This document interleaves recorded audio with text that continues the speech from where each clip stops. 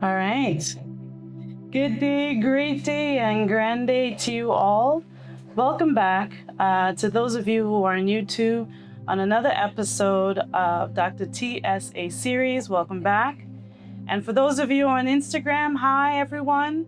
If we haven't met, my name is Dr. TSA, aka Dr. Terry O'Date. And today we have here a guest, an honored guest, mind you. And I want to introduce to you all Dr./Professor Eusebio Edwards. I am honored to have him here on the stage today. I'm honored to have him here because I've known this man for quite some time, and he has been such an influential individual in my life in terms of my growth, my success, my mental health, all of the above. And I just want to actually just give him a round of applause. And those of you watching, those of you who know him, those of you who are curious as to find out who he is, I just want to liven up the place right now. I just want to give him a round of applause for being here. I'm just truly, truly, truly honored. And I'm here interviewing Professor Eusebio Edwards today because he has launched and published a book. And so before we get into all the questions, I just want to give you the opportunity to say hi, and also if you can just tell us about yourself. Hi to everybody. Yep. My name is Professor Eusebio Edwards. I'm most famous for being a professor of architecture at CUNY, and I am a registered architect in 3 states. I practice architecture. I'm better known for building a number of television facilities all over the country and medical facilities in New York. I'm also, aside from teaching architecture and practicing it, I'm also a life coach. I've delved into the world of the unknown, the spiritual world, the metaphysical world, and to find out all of what we are, to be more expansive, understanding of life. And that led me into a search for consciousness, higher consciousness. And that got me to being what you call a certified hypnotherapist, which I practice with individuals to help them unblock themselves and to find their potential. And also, I am an author, write books, and among a number of other things that I do. And I'm here tonight to talk about my first book that's been launched on spirituality. It's Spirituality 201. Excellent, excellent. Now you said that so quick, but you didn't highlight some of the major landmarks that you've contributed. If I recall, you are and were the lead architect when working with Madison Square Garden. I understand that you were the lead architect on that project. You were also the lead architect on Major League Baseball. You were the lead architect in building Nickelodeon. You were the lead architect in the 1996 Atlanta Olympics. So, I mean, the list goes on. I know for sure there was National Basketball Association, the NBA, exactly. CW11 in New York. Mm-hmm. Yeah, so that's definitely impressive, and to say the least, that could have been, or not even could have been. That's just really, really impressive. And I appreciate you sharing that with our audience and sharing that to everyone. And you've been a clinical hypnotherapist, and I understand that you've been a clinical hypnotherapist for over 20 years. That's correct. And so that in itself is exciting. And I want to just kind of start with the fact that, my main question is like, how did you get to really encompass all of that? How does an architect then go into spirituality and having a doctorate in esoteric studies? Can you tell us and the viewers what your life has been and how did you bridge the two? Well, it started first with actually a consciousness, a spirituality, and looking for meaning in life. I was not happy with what my parents gave me and the life that they offered, and they modeled for me. And people around me that were older, I found they were all acting and pretentious, and I hated, I despised dishonesty. I couldn't stand it. I was looking for honest information, so I started to search at a very young age for meaning, and I got into a spiritual experience with some angels at age 13 that allowed me to change my direction and started to look inward and not outward and follow the script that's given to all of us, that billions have followed and they have all failed. And so I wasn't that stupid, because I know that the definition of foolishness is that you do the same thing over and over again, expecting the results to change. And I saw millions of people doing the same thing, following the same script I was given, and none of them were happy. So I knew very early on that it was just foolhardy to follow it. So I went on a search and I prayed and I sought and I meditated, and I implored the spirit world to show me the purpose of life. And that visitation happened at 13, that changed my ways and started me on a path of spirituality and discovering myself and looking inward and not outward and living from inside out. And because of that, clarity came to me as to what I was supposed to do in life, where I was supposed to go, what I was born for, and that was unveiled to me slowly. And I knew clearly what I had to get into, the path of architecture. I didn't have any doubts about it. That was revealed to me, and that was steadied within my consciousness. And so that brought me into the field of architecture and designing and creating. And I also, because of my inward look, I was always implored by my internal messenger, as my spirit, human spirit, to excel at everything I do and outclass everyone. So excellence became my signature. And so I did that in college, I did that in high school, I did that in practice in architecture, I did that in teaching. And from practicing, I moved into teaching. When I studied myself and got a license, I wanted to continue my path into the metaphysical world, the spiritual world. And that brought me into the concept of hypnotherapy. I got certified, got trained, and I got several certifications in it and research.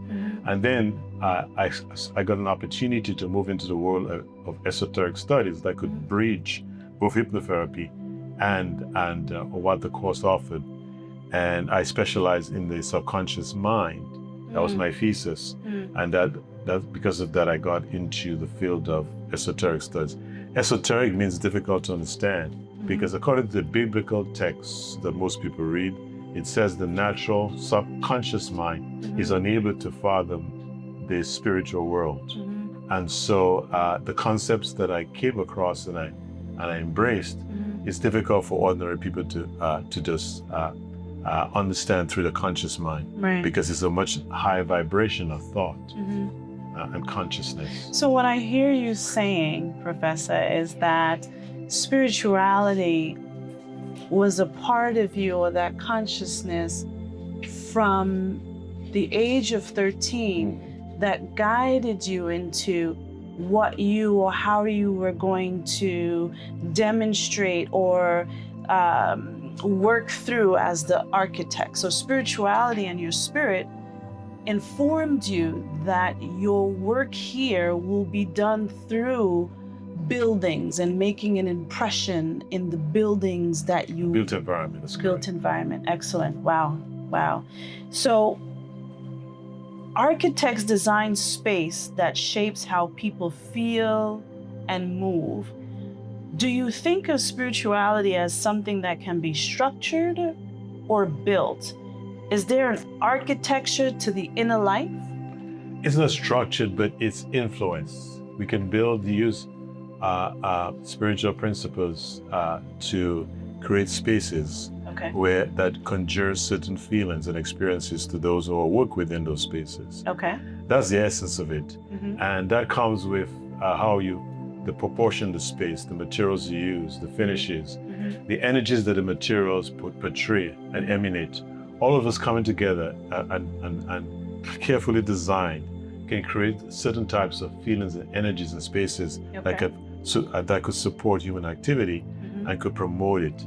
And that's the advantage of it. Like you go to these cathedrals and you have a sense of awe, of majesty because of the size of those materials, the space. And you can also do it, make spaces claustrophobic. For instance, you walk down the street and you dislike the space, the area, and you don't know why. But it's because of the combination of energies from the finishes, the materials, the buildings, their shape, the sunlight, the vegetation, all the noise, the background noise, all of that, the wind blowing the trees, come together, and they all emanate energies, and how they come together shapes the space, the sense of space. Got it. And you go down a little further, down the block, and you love the area because the sense of place has changed. Right. Because those materials and all the elements that come together give a different vibe. Right. And so you pick that up subconsciously, and some people can pick it up consciously. Awesome. And that's how a sense of place is so important in bridging architecture and spirituality. Awesome. So moving on with the questions, and I asked you earlier about architecture design and the equivalency, or at least the how spirituality was structured in your building, right?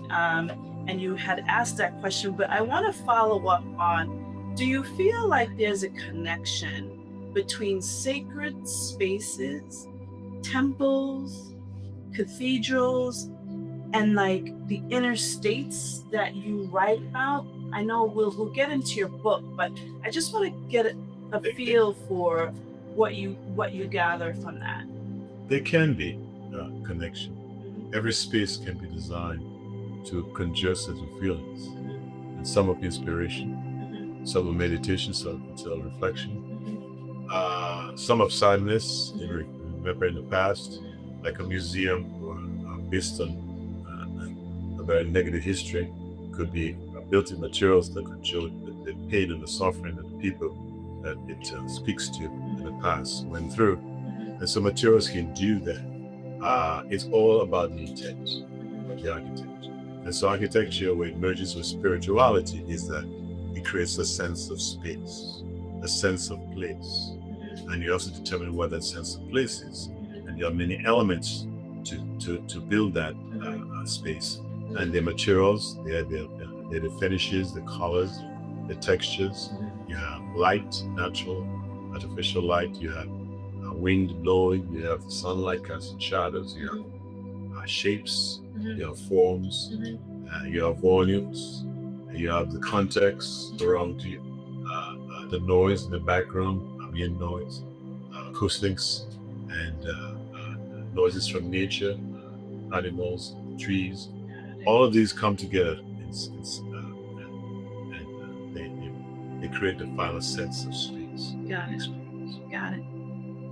I want to get into your book. You wrote a book on spirituality. Actually, you wrote 3 books, but the one that we're going to talk about today is Spirituality 201. And my question regarding the book is, what was the moment that made you decide to actually write this book? I've had the pleasure of reading the manuscript, and it's a heavy book. What was the question or the moment that made you write this book? Again, I said at age 13, I looked inward, went on a spiritual personal course. We all came to the planet, and we're all unique. We came with special gifts and abilities to do certain work to elevate the planet. What all of us have done about the age of 8 to 10, we have compromised with our parents, societies, religions, cultures, and ignored our purpose and followed the script they gave us. One size fits all. And nobody finds happiness, even though they try and they search for it, because it's inside, not outside. And so I found that answer from age 13. As I lived that, my life was clear to me what to do next, how to make decisions. A lot of people struggle with that. I found it very easy because I had clearance from within, clarity from my spirit that guided me, my GPS, which we all walk away from, the human spirit. And as I grew and I began to work with people and help them and coach them, I developed a lot of, and do hypnotherapy, a lot of knowledge about spirit. It expanded vastly.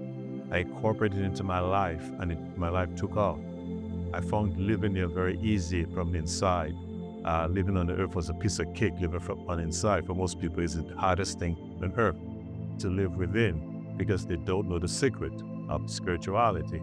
And I've had peace flowing through me since age 13. Every day, no matter what happens outside me, that peace never stops. I may be frustrated for 2 minutes, but that peace is so strong, peace, it overpowers everything outside me.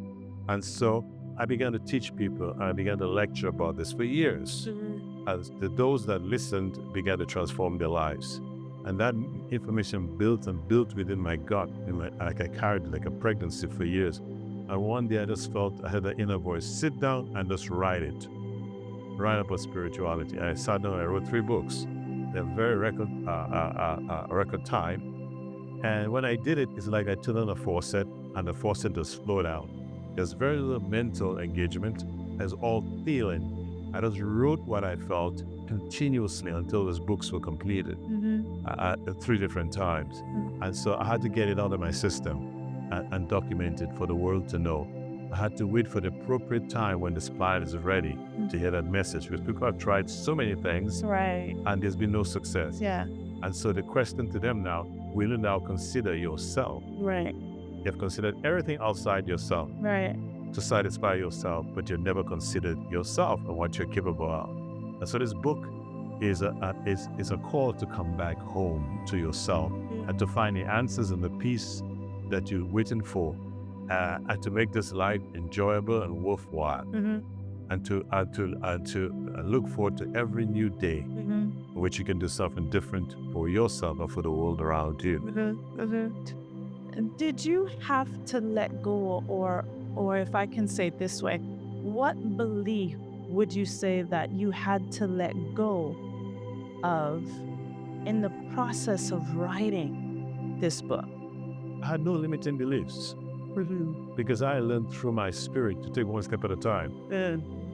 And there's purpose behind everything. So I was encouraged in my gut to write, get it out, time to deliver.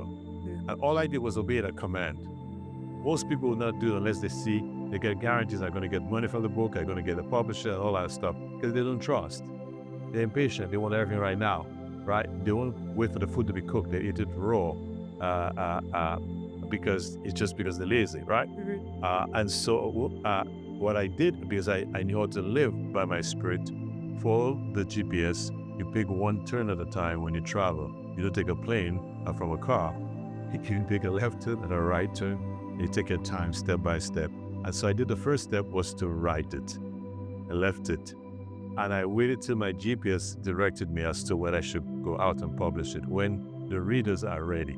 There's a famous Chinese proverb that says, when the student is ready, the teacher appeared. Exactly. Yeah. What would you say the source of that spirit, that gut that you speak of? Like, people hear spirit, sometimes they think it's so right? What would you say the source of that spirit, that gut that you speak of? It's our essence. When people think of the word spirit, they think of religion. It's like calling the east the west. They are 2 different directions. They have nothing to do with each other. You cannot be spiritual and be religious. Religion is looking outward to somebody above you to worship you never met. Taking a chance that you got the right person, you did the right things when you die. That's Russian roulette. And that's why it's called faith and belief, because you're not sure. That's why it's called hope. I'd rather be assured than to hope, because I value myself more. So those who don't value themselves as much live life in hope. Those who value themselves want to be assured. So truth sets you free. And so truth doesn't have opinions. Religion has many opinions, and they're divisive among themselves. Truth sets you free, because truth doesn't care about anybody's opinion. Truth is. And so that's why we go towards spirituality, where truth is embodied. How we all started, at the very essence, we're spirit beings in a physical body, having a physical experience, came to learn lessons that super beings are downloaded into our spirit to raise our consciousness. And when we leave our body or exit the stage of light, what happens is that body dies, and everything we have learned is downloaded into our spirit, and that spirit moves on into the spirit world. We spend more time in the spirit world than we spend here. So why come here and spend 50, 60, 70 years dedicated to the physical body that's going to die? And nothing of this can we take with us. Completely ignore the spirit. And then when we cross over with the spirit world, and we now have to look at a spirit that we ignored for 50 years. How's that going to work out, that relationship? Don't you think our spirit is angry at us for ignoring our lives? Don't you think our spirit is taking notes of how we treat it? We ignore it? And don't you think that it has feelings? And don't you think when we're alone, no brain to fool us, no mind, no body, no religion, no culture, what our spirits can do to us on the other side, we're not thinking. You know, it's so amazing, and I like what you're saying in regards to the distinction, and it's not to necessarily discredit how people live their lives and what they decide to do, but I love what you're saying about your essence and it being connected to the source, the source that has made this all possible.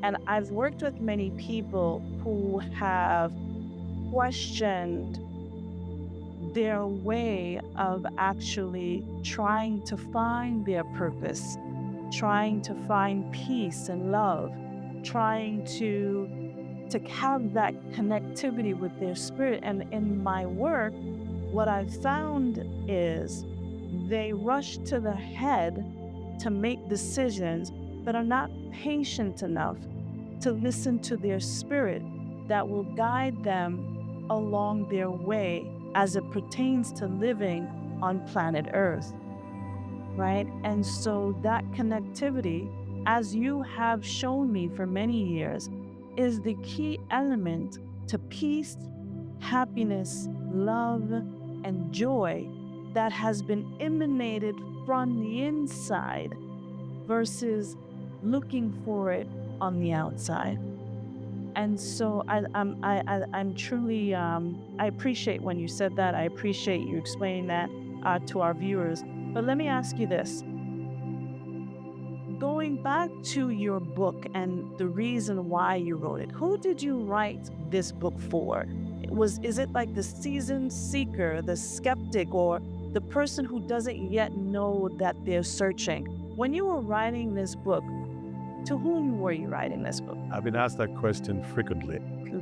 I wrote that book to all and sundry. Information in that book should be known by kids growing up. At a very early age, should be used to raise kids. Because in that book, I talk about family.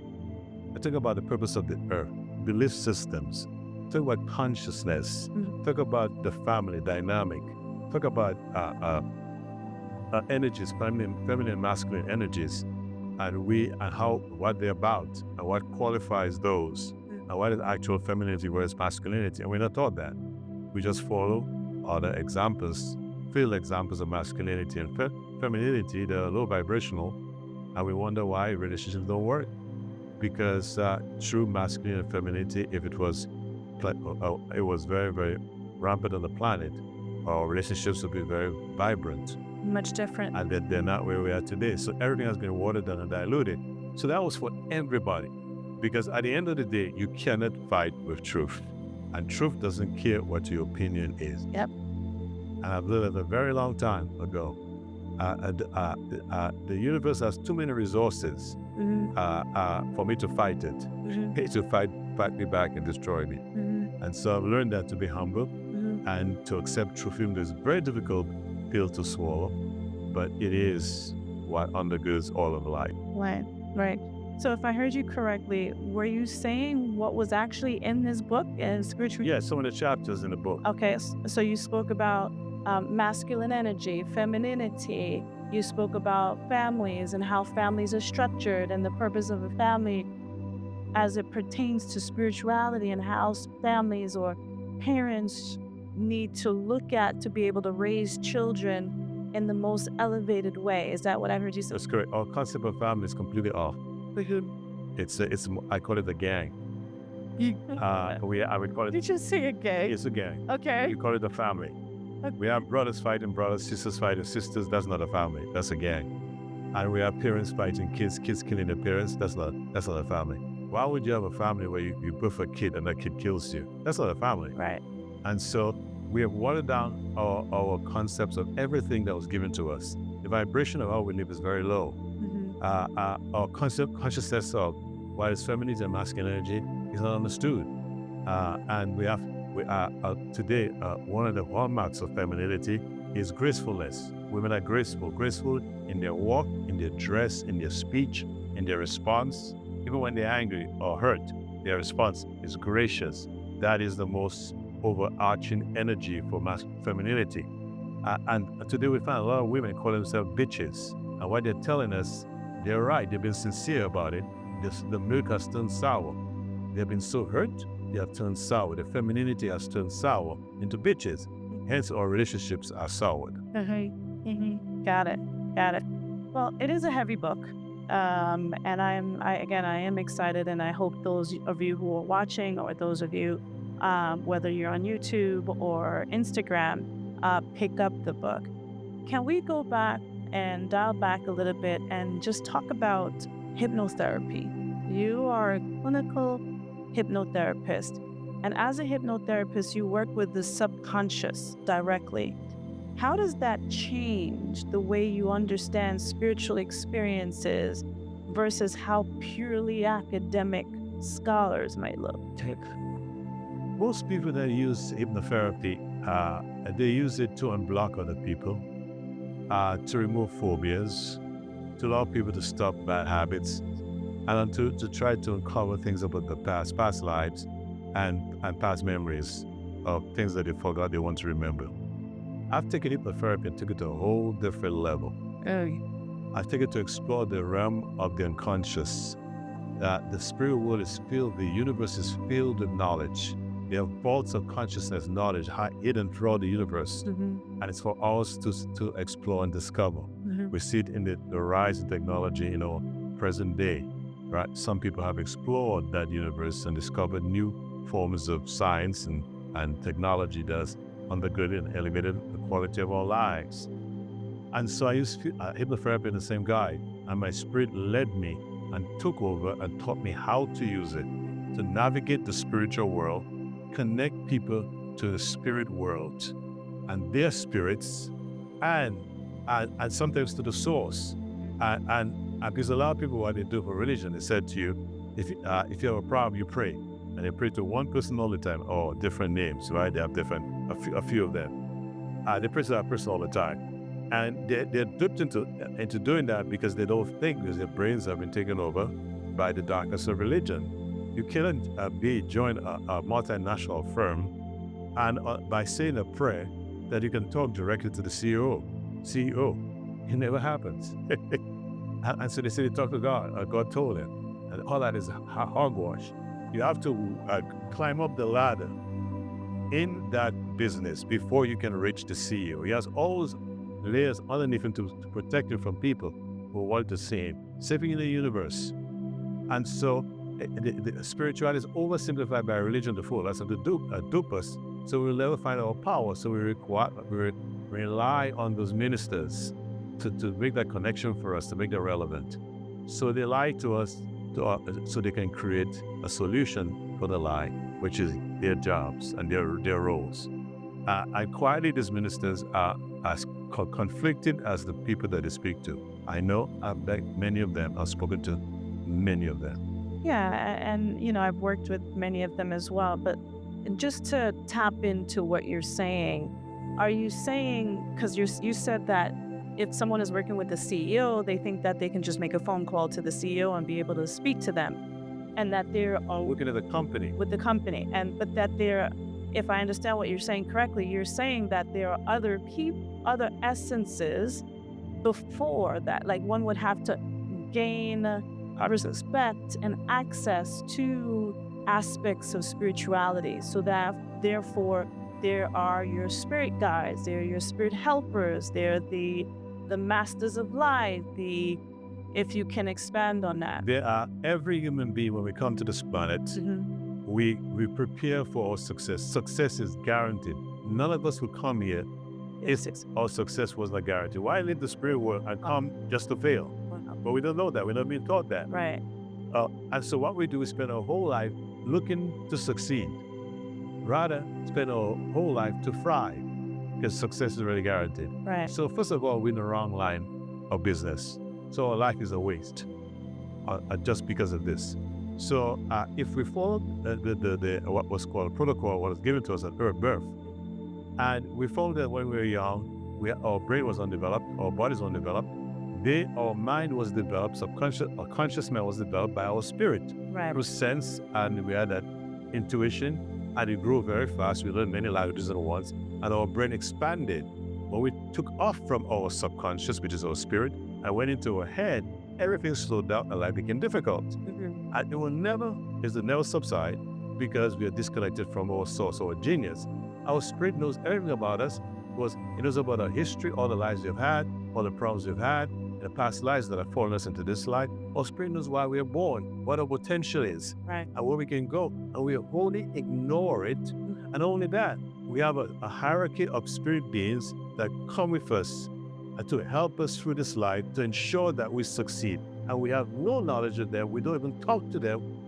They ignore them when they stand by us with their hands folded. And we pray to God, who has a CEO who has no time for us, because he has a lot of work to do to keep the universe together. And that's why we've been fooled by religion. And so our beings are sitting there. I use my hierarchies of beings to help me get a parking spots in crowded areas. It works all the time to get me to win in court cases. That's worked every time. They even tell me beforehand how they're going to make the case, make my case work for me. I get all kind of to get a job where I'm not favored for, to be at the top of an interview, to be successful in this and that. I use them all the time, so I don't have to worry about whether I'm going to get a job or not, because my hierarchies are working on me, and they're telling me they're going to work with the people involved. For instance, I give you an example of once. I had what do you call it? I had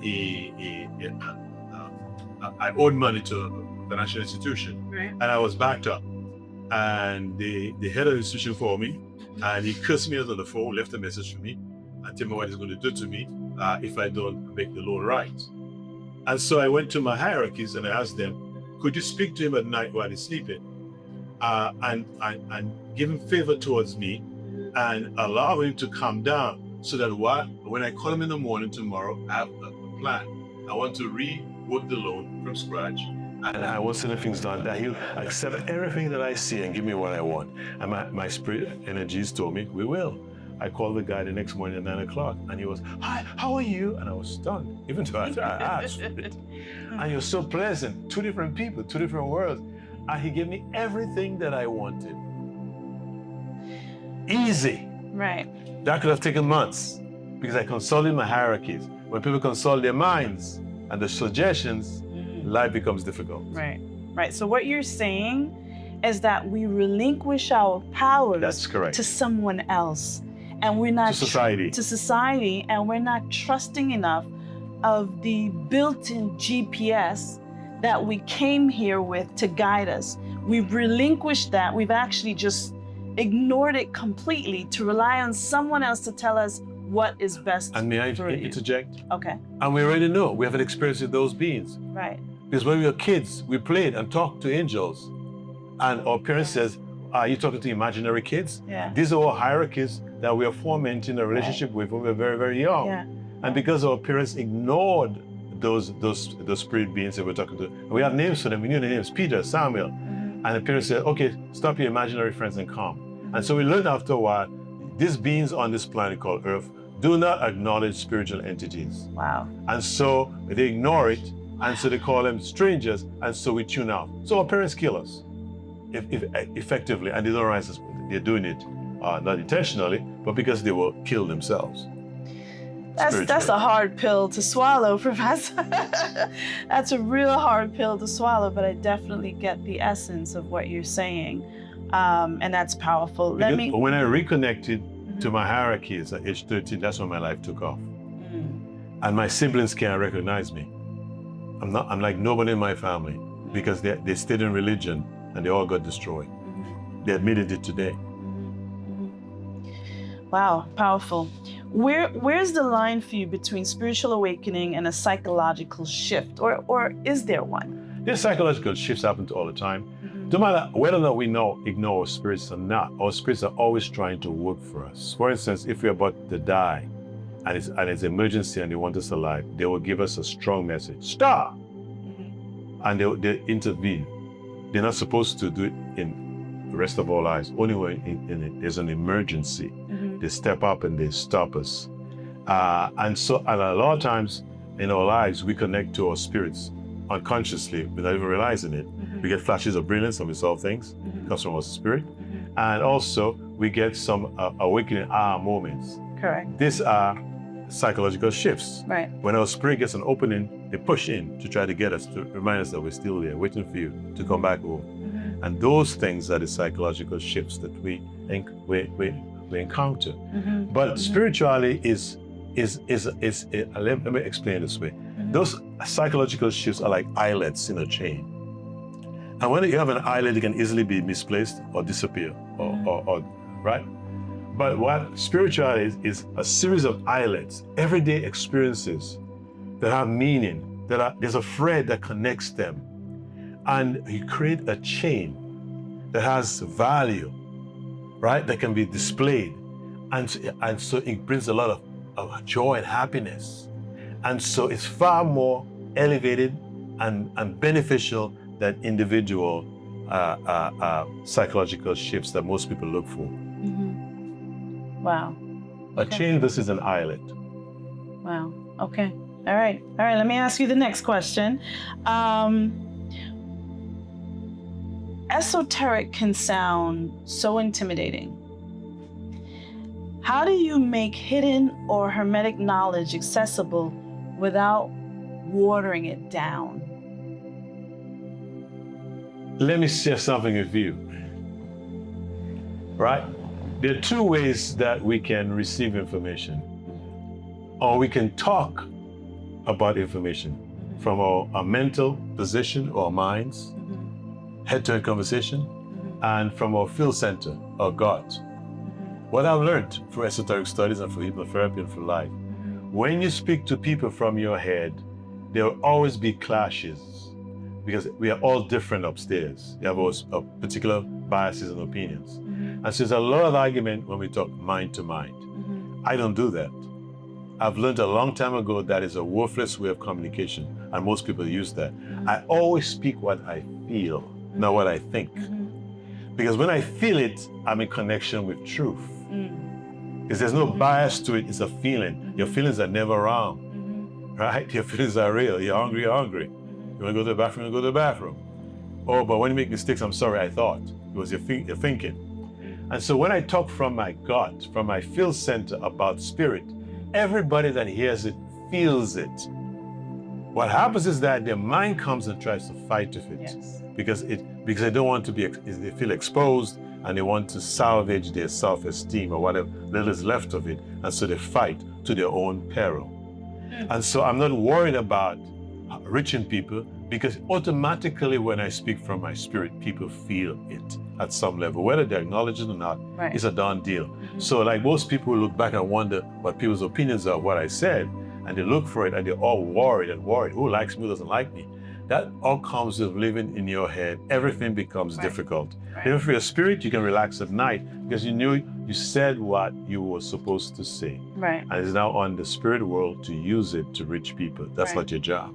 Especially because when you say that the mind is or was molded by society, by culture, by the influences on the outside, the external influences.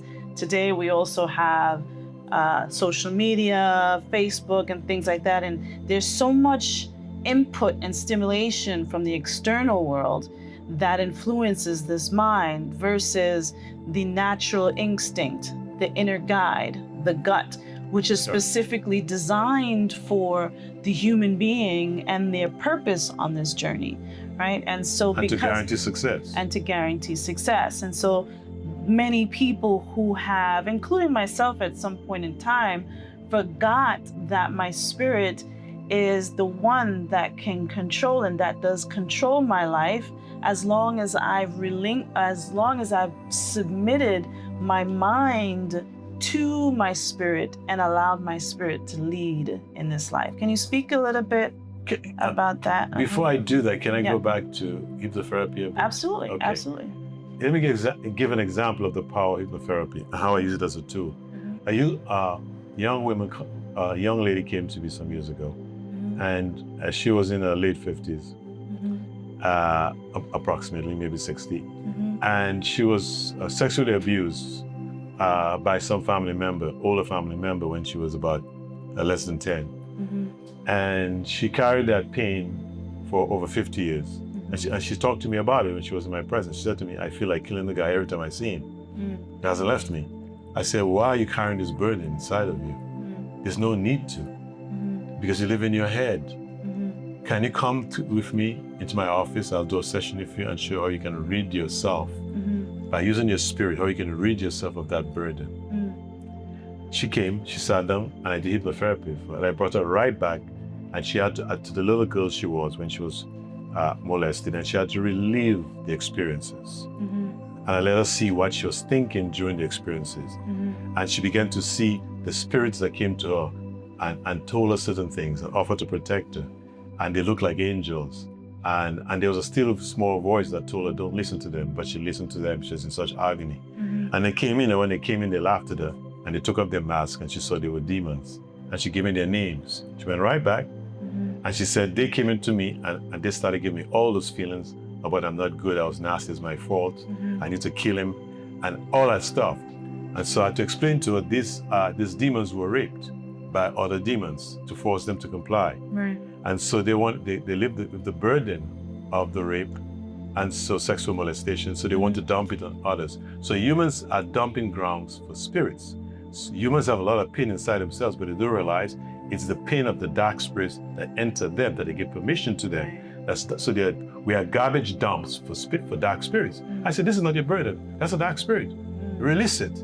So I said, do you want to forgive the person who literally raped you? And she said, yes. I took her through the process. Now you have to forgive yourself for allowing your participation, because you were present. You participated in it somehow because you made yourself present to be raped. People can't accept that because the natural mind can't understand spirit. If you were not there, you could not be raped. So you had something to do with it. Okay? You didn't ask for it, but you had something to do with it. Right. So you have to, and you allow the pain to permeate within you. And so you have to release yourself and forgive yourself. She did that.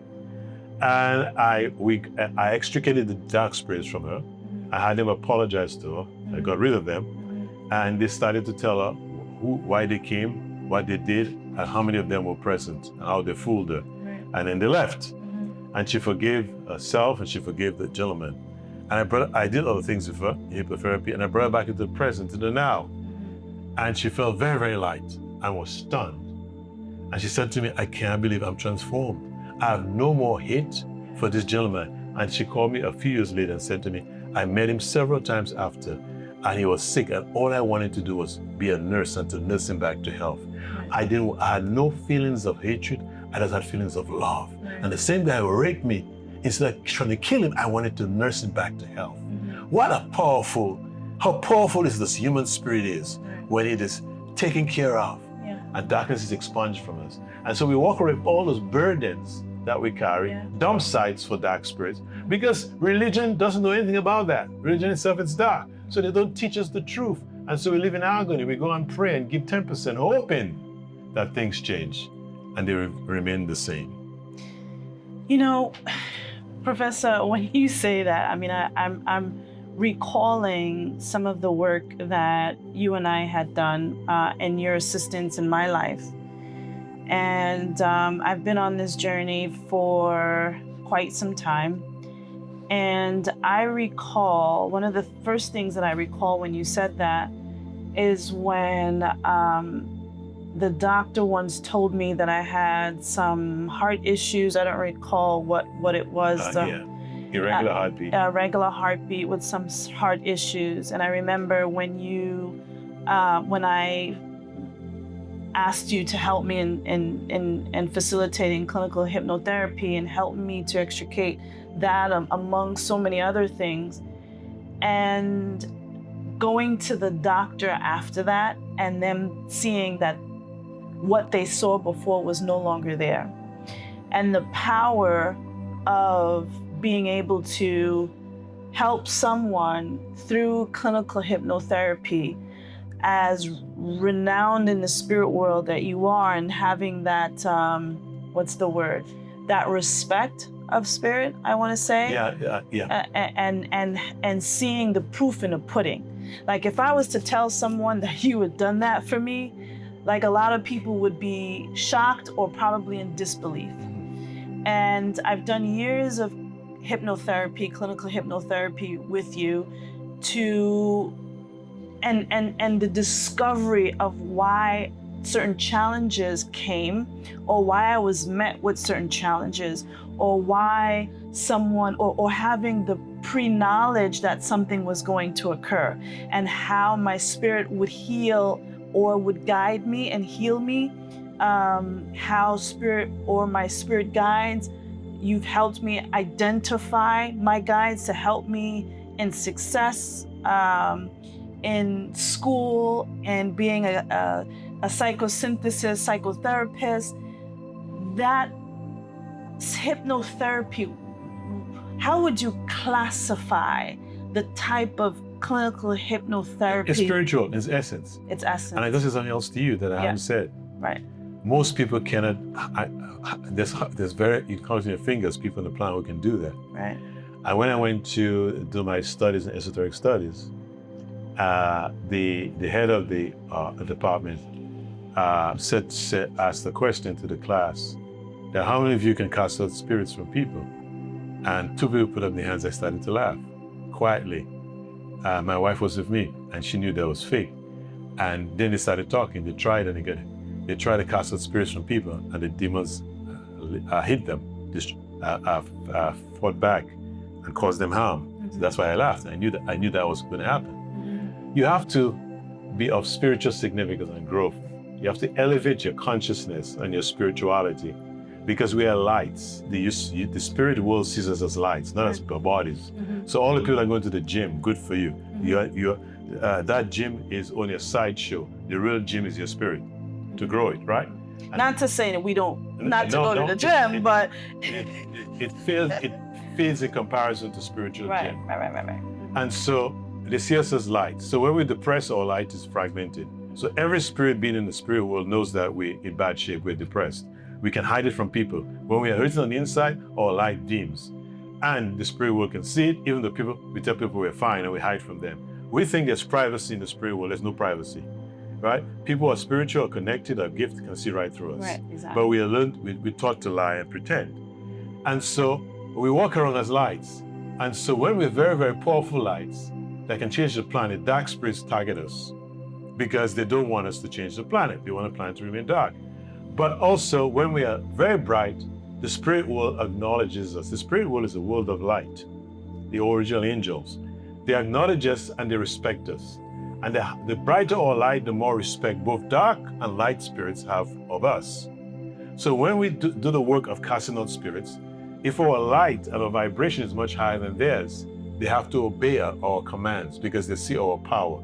And few humans have arrived at that level to be able to do that on their own. And people have been surprised how you cast out spirits. In the religious world, they use the name of God.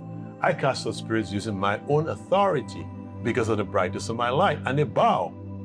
And so that's important because I've grown my light to the level where I have their respect. And so I can do this work and never get a flashback or any dark spirit trying to hurt me. It's impossible. Instead, they look at me and say, your light is too bright for me. I don't want to talk to you. And so you gain respect. And that's the kind of respect and connections that we needed to build when we came here. Connections to higher officials in the spirit world that can help us with our lives. And what we do, we try to make connections down here to push our lives physically. And we have no connections on the other side. So when you're sick and you're praying for help, you have no connections on the other side, you get no help and you die because medicine here cannot solve your problem. What about that? When in a car crash, no angels come and support you and protect you. Everybody's in the car survived except you. Why? You have no protection because you have no connection on the other side. You never connected to the spirit world and call upon friends to help you.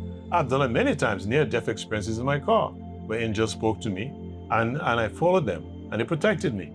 And so Life insurance is when you're connected to your spirit. What we pay for is death insurance. We just pay, and we are not there to receive it. So everything is flipped. Right. And so I want to bring a point up to you that Okay. humans don't know about. And everybody who's listening, I want you to think about this. You came to this planet and you started to go to school to gain certain skills, and that puts you in certain jobs, high-paying jobs, low-paying jobs, moderate, whatever you call it. And the more educated you are, the more likelihood you'll be in a higher-paying job, make more money. Those who never went to school uneducated, they struggle to find jobs in society. And again, the most menial jobs, right? Because they are unskilled. We spend our whole lives, 40, 50, 60, 70, 80, 90, 100 years here. And we have no regard for our spirits. We never develop our human spirits. We didn't know that's such a thing. We don't know the name of our own human spirits, because when we cross over to the spirit world, we're not going to be called by the name we're called here. We're going to be called by our spirit name. And we don't know what it is. I know what mine is, right? And a lot of kids know what their spirit names is. If you ask them, they'll tell you, right, before they get messed up. And so we never develop spiritual gifts. We never develop our spirits. So basically, we are uneducated spiritually. And then we die. We go to the spirit world. We spend more time here on the earth. As above, so beneath. The spirit world is a duplicate of the physical world, except that we have an etheric body, a spiritual body, and everything is etheric. We have shopping centers, we have soccer, we have all kinds of stuff, we have games, all kinds of stuff in the spirit world, right? And we do down here at different levels. And so we enter the spirit world and we have to be employed, right? And so we have to help, just like we have to be employed here to help the society work, we have to help societies in the spirit world work and the universe. So we assign jobs. If we have no spiritual gifts, we never develop it on earth, we cannot be assigned any jobs of significance to support us in the spirit realm. So we can have activities and enjoy ourselves and buy and shop and whatever we want to do. And so what we're left with a bunch of people crossing over to the spirit world with no spiritual gifts. So that means they are completely uneducated spiritually, and they're left to do the most menial jobs in the spirit world. Literally living like paupers because they set themselves up. They know nothing about spirit. They cannot be used for high-end jobs that a great spirit wants to be done because they have no skill sets. They have no awareness, no consciousness. And so they are cleaning bathrooms, so to speak, sweeping the streets, and living like paupers. Even though they were billionaires on planet Earth, they're now at the lowest end of society in the spirit world. And that's what most people spend this life ensuring that when they go to the spirit world, they live almost like bums. And they're not aware of what they're doing to themselves. So I want to ask this, and I don't want to be political about it because this is very, very serious. But, I've worked with many people who have positions in religions, not just religion. I don't even want to just speak on that, but who speak to a lot of people in trying to elevate their understanding, their growth, their mindset, and especially those who are experiencing mental health issues. But everything they've tried doesn't seem to get them to the point where they can actually connect to their spirit, because a lot the connotation of spirit and one being able to connect to their own spirit and having that power, there's this element of such disbelief that this person, that you, myself, can connect to that and live through your spirit and be successful spiritually, be successful within the essence, right? Be successful within light and honoring one's light and not having to depend on someone else.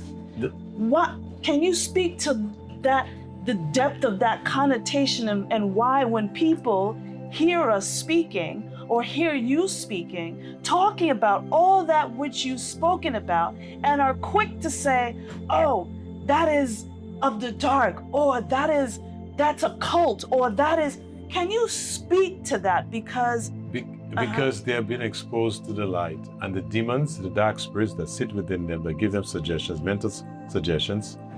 All of us go through that, all of humanity. The battle is fought in the mind. And we think our thoughts are ours, and demons laugh at us. When I've conquered demons in my hypnotherapy, and people, they say, oh, I'm the one that told her that. I'm the one that told her to get pregnant. I'm the one that told her she needs a child. I'm the one that told her to love this guy. We're the ones that told her, she didn't know. We're the ones that asked him to do this, go to that school. And people don't know, and they say it's their thoughts, that's how they feel. Right. And they go by that, they live in their heads. And so everything slows down when you're in the head. So immediately the demons feel threatened in them, the dark spirits, and tell them that, don't believe that, this is a lie. And they lash out and they say what they say. But what they don't realize, when you attack the truth, the universe, the spirit world, takes you to court for slander. A lot of people don't know that, right? When you attack the truth. So if you don't know, keep your mouth shut. Don't fight the truth, right? Just leave it alone, stay neutral. When you slander the truth, you actually slander the Great Spirit. And so you're sued in court in the spiritual world. You're unaware of it because you're dark. Your back is turned to the light. You're in your head. And what happens is that you are fined for the damages for what you've done. And what happens whenever you do good, the credit doesn't go to you. It goes to pay your default judgment in the spirit world. And that's why people struggle, even if they do very good in life. They struggle still because they have so many unpaid default judgments because of the things they said and did. And they're not aware of it because nobody's teaching us the entire truth. And so people look at me and you and they say, this is hard. When you tell people the spirit, the first thing that comes to them is a lot of work. This is hard. Who tells them that? Dark spirits inside of them tells them it's hard. Because first of all, they have no experience, so they can't label it. So where's that coming from? Right. You have no experience of it, it came from you. It came from outside you, right? You can't talk about something you never experienced, you never done. That's foolhardy.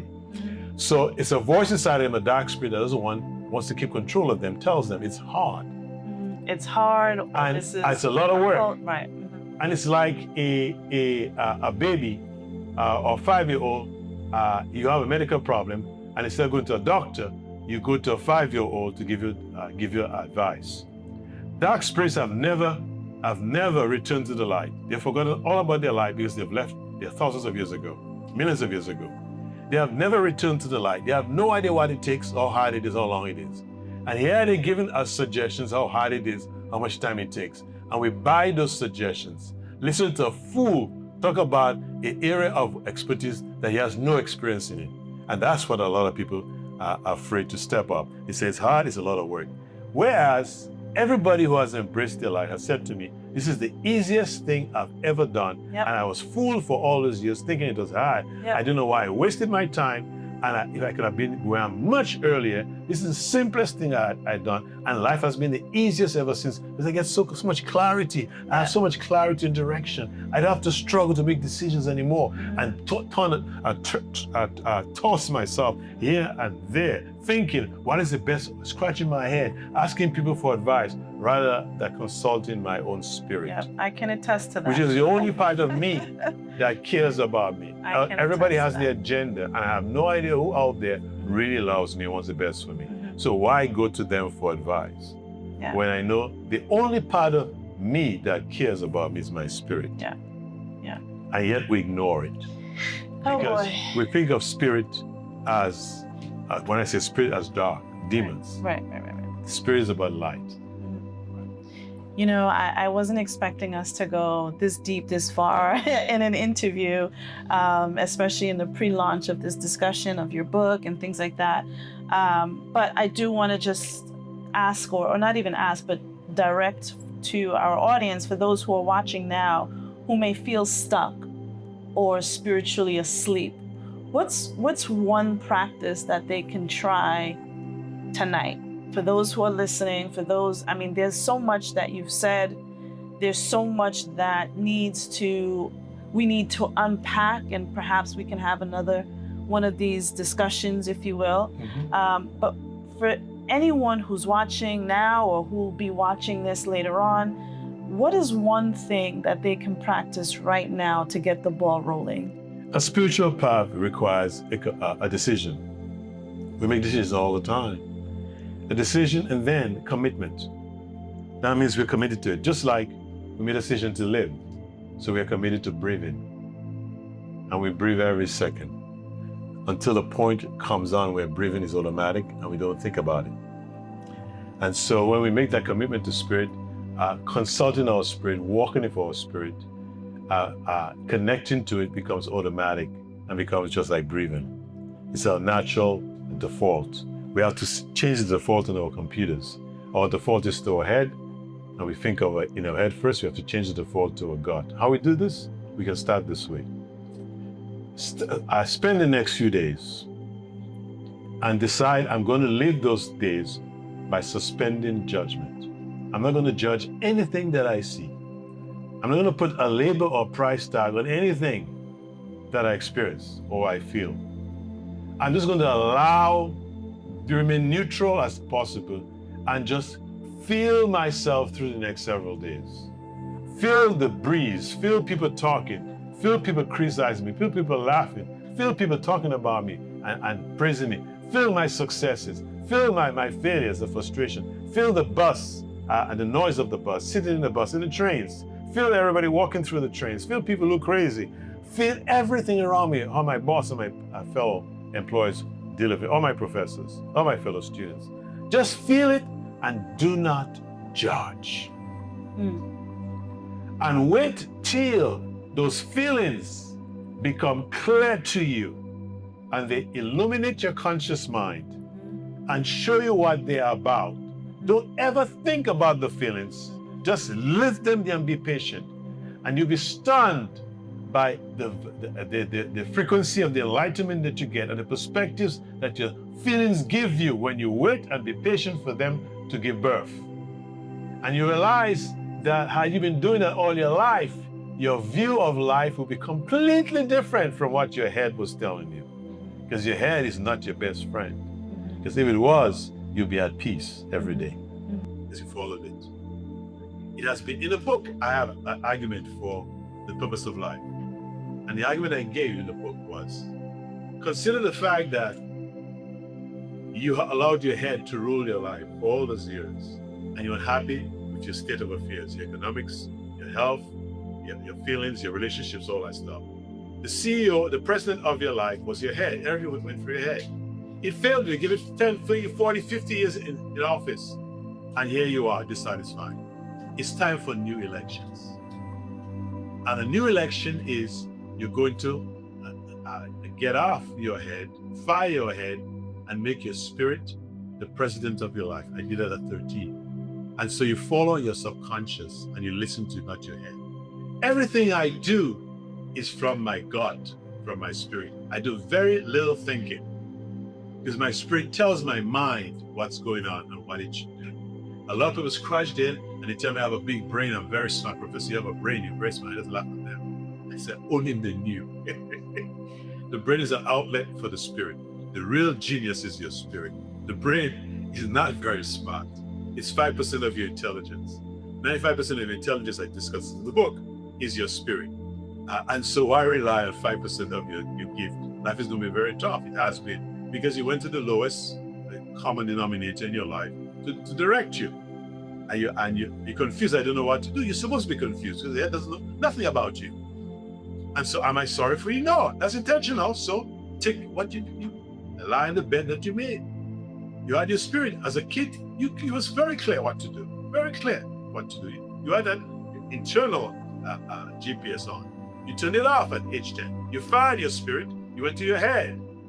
And now it's time for you to fire your head and go back to that's why you're 13. Go back to your spirit and start listening to your subconscious. So everything I do, I give lectures in classes. I don't follow notes. I've never done it. I can't because the head gets in the way. Mental. I just look at the book at a topic and I just connect to my spirit and my spirit just tells me what to say. Excellent. And that's why life is so easy. I've gone to exams, I look at the question and my spirit tells me the answer right away. 10 and I just write it out. Other people have to scratch there, try to think, try to remember.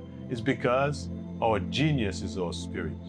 We study, and we memorize stuff for an exam. A week later, we forget all of it. Why? Because our bodies are telling us we're abusing our minds. Our minds are temporary memory. That's why we forget things after we study. But things that happened to us as a kid, that in our subconscious, like hurt, emotional damage, rape, we remember for the rest of our lives with the notes. Because our spirit is 95% is our permanent memory. Yeah. And so if I follow my spirit, I get A's in class all the time, 100% in my exams. Why? Because my spirit has 100% recall. So if I download the information in my spirit, it's easy for me to get 100%. Going to school was a piece of cake for me. Getting A's was like drinking water. Students struggle for it because my spirit was guiding me into the right answers and the right reports. So would you say then that your book can help people guide them to their reconnection with themselves, their true essence, their spirit? Would you say that your book can help people to get them back on the path to rediscovering who they are? Yes, and that's the intention, is to literally light a fire underneath them. That book is going to shift people's consciousness and opinion about life and themselves drastically. It's going to force them to look inwardly at their lives and all of the belief systems they had in place that never served them, and how much damage they've done to themselves because they drank the Kool-Aid. The same Kool-Aid that our parents made for us, and we followed them. The same Kool-Aid our cultures made for us. And you'll find when you go on a spiritual path, spirit has its own culture. And you start to forego the cultures, the traditions that you're given that didn't serve you, and develop new spiritual culture for yourself that makes your life enriching and fulfilling. And when you follow a spiritual path, your silence and your presence is the most important thing to you. You don't need to go out. You don't need people to see you. You don't need validation from outside. You have all of it within. When I give speeches and I do stuff, my spirit validates me, and I feel a rumbling and a joy and a celebration in my gut. And I feel it, and I sit with it, and I go home. I don't care what anybody thinks or says, because my spirit already validated me. Okay. With other people, they're concerned about what everybody says about them. And guess what? People are concerned about the opinion of others who don't like themselves, who hate themselves. That's how low our vibration is. If somebody who hates themselves tells us how great we are, they're happy. They go to the lowest common denominator for validation. That's how far we have sunk from our essence. We are powerful beings, Yes, we are. made in the essence of the great spirit. Yes, And we have brought ourselves to this level. We cannot validate ourselves. We're not good enough. What else is better than you? right. There's nothing better than you and your spirit. Nothing better. You came from the highest levels in the universe. So why do you need people outside you to validate you? You're already validated. That's right. The Great Spirit sent you here. He validated you. That's all you need. You walked away from that valuation and looked outside for your parents to give it to you. Hence, I got no validation. Can I talk about that? If you have any time? How long have we been on? I think, can we table that for another It'll be 3 minutes. 3 minutes? All right, go ahead. Yeah. I'll tell you a story about validation. I was a young boy in a family, a large family. I was that was the last. And the family would gather to talk about issues they wanted to resolve. And they would kick me out because I was too small. I always heard that you're too small. And they all met, and I would sneak around by the door and listen to the conversation, listen to the problem. And immediately my spirit would tell me what the solution is. I was 7 years old around that time, right? And none of my siblings, my parents, nobody could figure it out. Happened several times. After everybody went their way, I'll go to my mother's bedroom and knock on the door. I say, Mom, can I talk to you? I heard you guys discussing this and that issue. Mom, here's the solution. And my mother would open her eyes wide in shock at my wisdom. And then she'd tell me, you're a very wise young kid. But after that, she would put me down and say, you're too big for your pants. And I felt hurt that every time I went to my mother with a brilliant idea, that's the response I got. My mother didn't validate me. I started to cry. But what I learned from a very early age is to go inside. I always practiced. Instead of crying out loud to people, I went on my bed, covered myself, and started talking to myself. I didn't know the names, the terms, but I knew there was something inside. And the inside said to me, I said, why are people my mother not doing this to me? Inside said to me, son, isn't your mother the person who gave birth to you? I said, yes. Isn't the only person in the world that knows you the best is your mother? I said, yes. He said, if anybody's going to protect you and love you the most, would it be your mother? I said, yes. And I said, and why is she doing that to you? I said, I don't know. That's why I'm crying. And my voice said to me, this is a lesson we wanted you to learn. Right? You look to your mother for validation, and when you don't get it, you get hurt. You can protect yourself from being hurt for the rest of your life. But whenever you do good, go within. And as we celebrate your goodness and we validate you. And turn to us to see how happy we are with what you've done. And we will give you validations within. If your mother or anybody else, if your mother would not give you validation, how could you expect strangers to validate you for the rest of your life? You've been stupid if you expect it. Your mother told you, look, don't expect it, I'm not giving it to you. So where are you going to find it? It's within you. So every time you do good, look for validation within you and ignore, and don't be dependent on what other people think or say. Yep. And if they validate you, it becomes icing on the cake, which you have already found within you. And that's how my life has been lived. And I've never searched for validation from that age. Wow. Excellent. So this book is a guide for people to reclaim their true identity. Where can they find it? It's in bookstores. It's on available on Balboa Press, www.BOA-Press.com. Yeah, on their website. I think the book is about $25, $24.99. I'm also doing a book, a lunch on the 26th with Dr. Terry Odate, and there will be a few copies of the book available, so I could sign it for those who want to purchase it there. Okay, so let me speak next Friday on that. night. You can talk about so it. I'll speak on that. For those of you who are in the New York City area, next week, June 26th at 6 p.m., I will be hosting a watch party for an episode that I'll be on Damon John's show called The Next Level CEO. And there'll be a watch party for the episode launching then. And at the episode or at the watch party, Professor Eusebio Edwards will be there with copies of his book where he will do some book signing there. We also have Donna Holmes, who will be displaying her book and doing a book signing there as well. Next Friday, the event will be at the Greater Nexus in Queens, New York. Greater Nexus, it's on Parsons Boulevard. I will put all of the details underneath or on the bottom of this video once it's relaunched onto YouTube and or Instagram.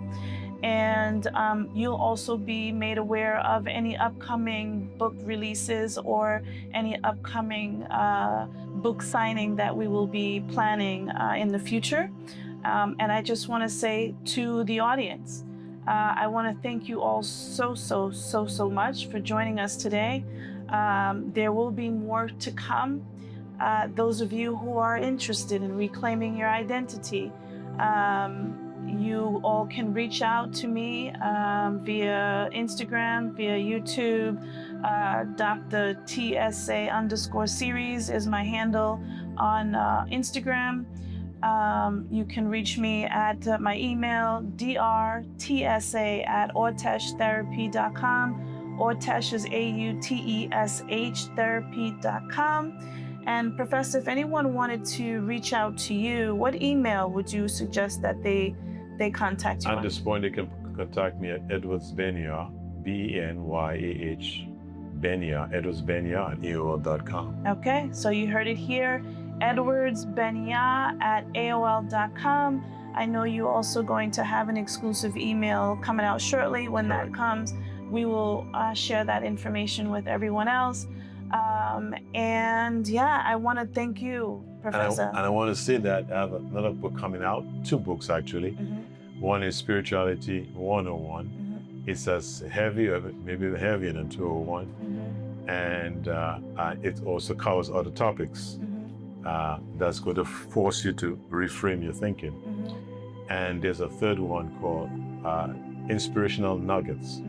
It's 101 Daily Reflections.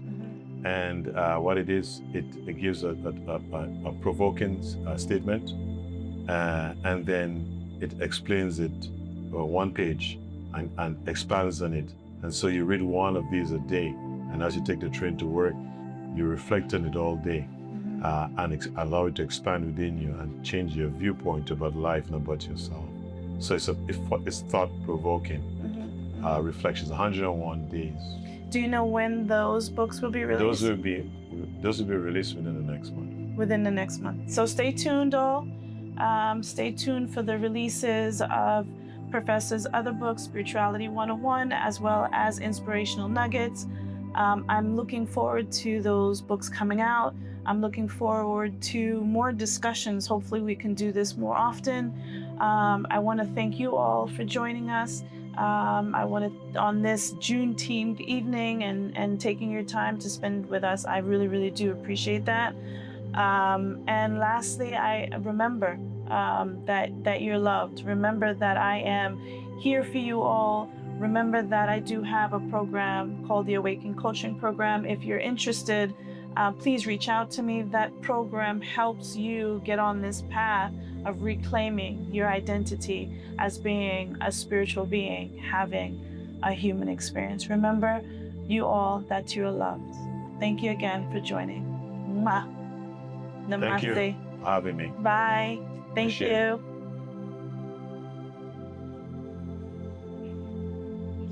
And there you have it, on another segment of Dr. TSA series, A Spiritual Discussion. Remember to click that like button and subscribe. And always remember that you're loved. Mwah. Namaste. Bye.